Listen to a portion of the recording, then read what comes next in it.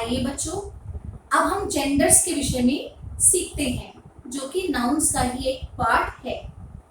बच्चों, जेंडर्स के बारे में अगर हम बात करें तो इंग्लिश में हमारे 4 जेंडर होते हैं: masculine gender, feminine gender, common gender and neutral gender.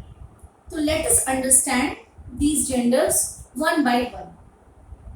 Masculine gender, a noun which is used for a male person or a male animal, is said to be in the masculine gender. एक noun जिसका use किया जाता है किसी male person या mail animal के लिए, हम कह सकते हैं कि वो शब्द हमारा मैस्कुलिन जेंडर है। फॉर एग्जाम्पल, फादर, मिल्कमैन, ही गोट, ये क्या है हमारे? ये सारे शब्द जो हैं वो मेल पर्सन या मेल एनिमल की तरफ इंडिकेट करते हैं। तो हम कह सकते हैं कि हमारे जो शब्द हैं ये हमारे मैस्कुलिन जेंडर हैं। Feminine gender, a noun which is used for a female person or female animal. एक नाउन जिसका यूज हम फीमेल पर्सन या फीमेल एनिमल के लिए करते हैं, उसे कहा जा सकता है कि ये फेमिनिन जेंडर में है। For example, mother, milkmaid, she goat. Neutral gender, बच्चों न्यूट्रल जेंडर जो नॉन लिविंग थिंग्स होती हैं, लाइफलेस थिंग्स, वो हम न्यूट्रल जेंडर की कैटेगरीज में रखते हैं। तो non living things can not be distinguished as male और फीमेल। जो निर्जीव चीजें होती हैं उनको ना तो हम मेल में रख सकते हैं ना ही फीमेल में, तो इसीलिए उनको कहा जाता है कि ये जो हमारे शब्द हैं वो न्यूट्रल जेंडर में हैं। For example, table, water, forest, sky. Common gender, बच्चों ऐसे नाउन्स जिनको हम मेल या फीमेल दोनों के लिए यूज कर सकते हैं, उनको हम क्या कहते हैं? कॉमन जेंडर्स बोलते हैं। For example, parent, child, friend, student, baby, ये ऐसे शब्द हैं जिसका हम प्रयोग मेल के लिए भी कर सकते हैं और फीमेल के लिए भी कर सकते हैं, इसीलिए हम इनको कहते हैं कि ये हमारे कॉमन जेंडर्स हैं। कुछ बच्चों हमारे पास रूल्स हैं जिससे हम ट्रांसफॉर्म करते हैं मैस्कुलिन को फेमिनिन जेंडर में। ये रूल्स हैं by using an entirely different word. हम पूरी तरह से डिफरेंट शब्द का यूज करके भी हम मैस्कुलिन जेंडर को फेमिनिन जेंडर में चेंज कर सकते हैं। फॉर एग्जाम्पल, बॉय, तो जो बच्चों फेमिनिन जेंडर है बॉय का, वो क्या होगा? गर्ल, जो एक टोटली डिफरेंट वर्ड है। ब्रदर, सिस्टर, क्योंकि ये क्या है? सिस्टर भी हमारा टोटली पूरी तरह से क्या है? हमारा डिफरेंट वर्ड हमने यूज किया है। By adding ESS etc to the masculine gender, हम लोग ESS शब्द का प्रयोग भी कर सकते हैं मैस्कुलिन से फेमिनिन जेंडर बनाने के लिए। For example, count, the feminine gender of this will be countess. Host, the feminine gender of host is hostess. In the following, ESS added after dropping the vowel of masculine ending. बच्चों यहाँ पर ESS लगाने से पहले हम क्या करते हैं? ड्रॉप कर देते हैं, यानी उसको हटा देते हैं जब हम उससे मैस्कुलिन से फेमिनिन बनाते हैं। फॉर एग्जाम्पल, टाइगर, हियर हम यहाँ पर E ड्रॉप करेंगे और तब R के बाद हम ESS ऐड करेंगे। तो what will be the spelling of tigress? TIG dropping E, RESS. Master, here the feminine gender of master will be mistress. By placing a word before or after, बच्चों हम लोग किसी शब्द को आगे पीछे लगाकर भी, चेंज करके भी, शब्द का एक पार्ट चेंज करके भी हम मैस्कुलिन से फेमिनिन बना सकते हैं। एग्जाम्पल के लिए, landlord is the masculine gender and feminine gender will be landlady. यहाँ पर हमने लैंड शब्द को एज इट इज रहने दिया और सिर्फ लॉर्ड शब्द में परिवर्तन किया है। लॉर्ड का हमने क्या कर दिया है? लेडी। मैन सर्वेंट, यहाँ पर मैन सर्वेंट का क्या होगा बच्चों? Maid servant.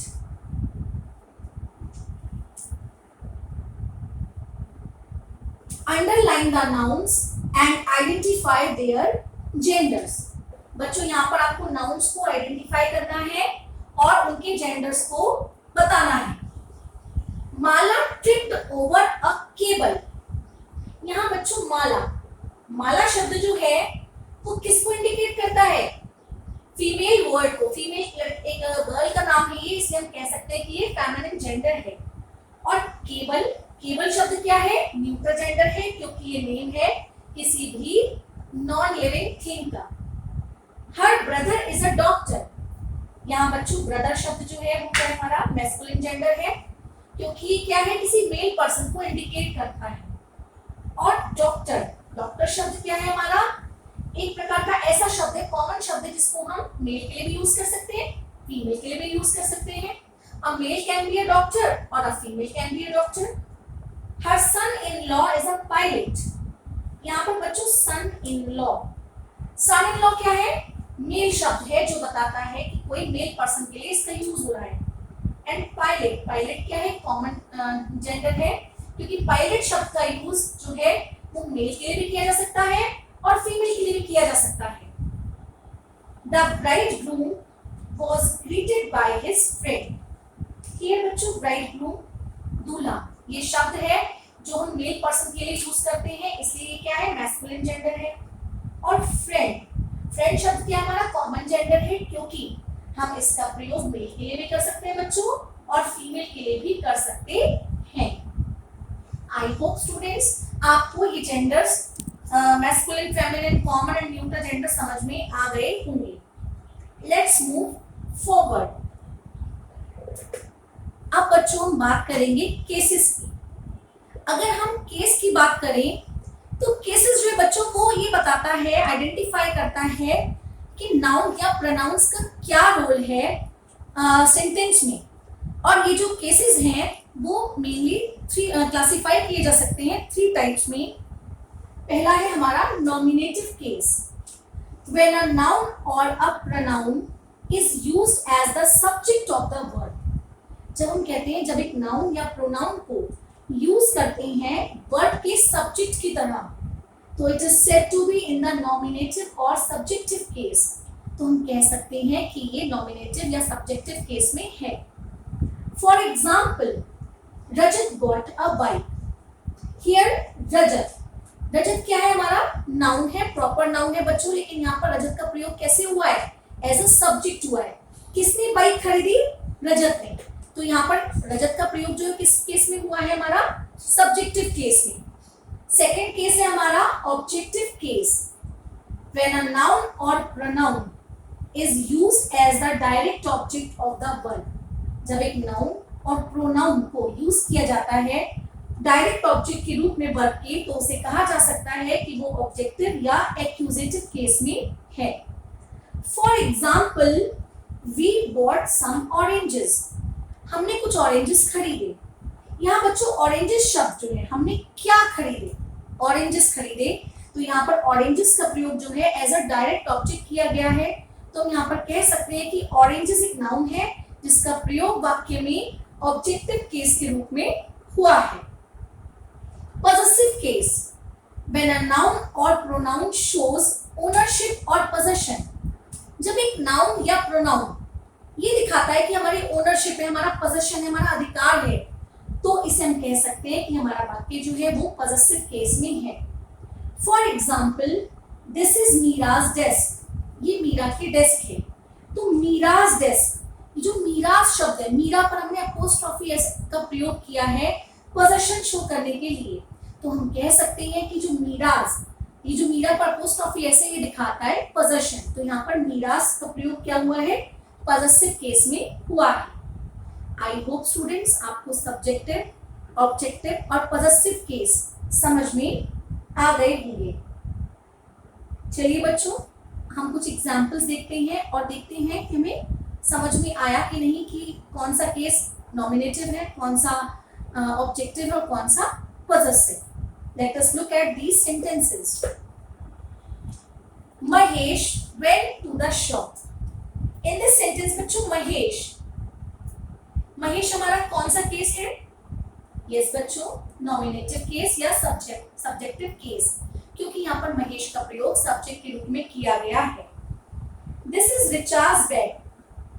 Richa's बच्चों, रिचार्ज जो बैग है वो बताता है कि इसमें पोजेशन किसका अधिकार है? रिचा का। तो इसलिए रिचा क्या है? हमारा पॉजेसिव केस है। We gave him a gift.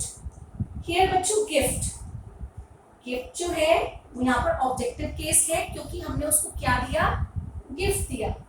तो यहाँ पर हमने किसके रूप में प्रयोग किया है, गिफ्ट का ऑब्जेक्टिव केस के रूप में। Deepti eight cupcakes. यस बच्चों, दीप्ति क्या है, हमारा नॉमिनेटिव केस है क्योंकि दीप्ति का प्रयोग यहाँ पर सब्जेक्ट के रूप में किया गया है। Did you eat Anita's ice cream. Yes बच्चों, अनीताज, ये जो अनीताज है ये दिखाता है अनीता का पोजेशन ओवर द आइसक्रीम, सो हम कह सकते हैं कि ये पॉजेसिव केस में है। Here students, I am giving you a home assignment. Underline the nouns and put them in correct columns. Here are 5 sentences बच्चों, so आपको इन 5 sentences को 4 columns में रखना है। First sentence is Mala pushed her away through a herd of cows. Second sentence is Arunima picked a bunch of grapes for me after much persuasion. Third sentence is Mohini decided to adopt a puppy from the litter. Fourth sentence, बच्चों you will cut the fourth sentence क्योंकि it is the same as the third sentence. Fifth one is all my friends in the class took part in games and sports with sincerity. तो बच्चों ये 4 मैंने आपको table बनाकर दी है, proper noun, common noun, collective noun और abstract noun की। तो आपको क्या करना है, इसमें से नाउन जो है वो छांटने हैं कि कौन से नाउन किस कैटेगरी में आएंगे और आपको ये होमवर्क करना है। आई होप बच्चों आपको नाउन्स, उसकी काइंड्स और साथ में जेंडर्स, सिंगुलर, प्लूरल, नंबर्स आपको अच्छे से समझ में आ गए होंगे।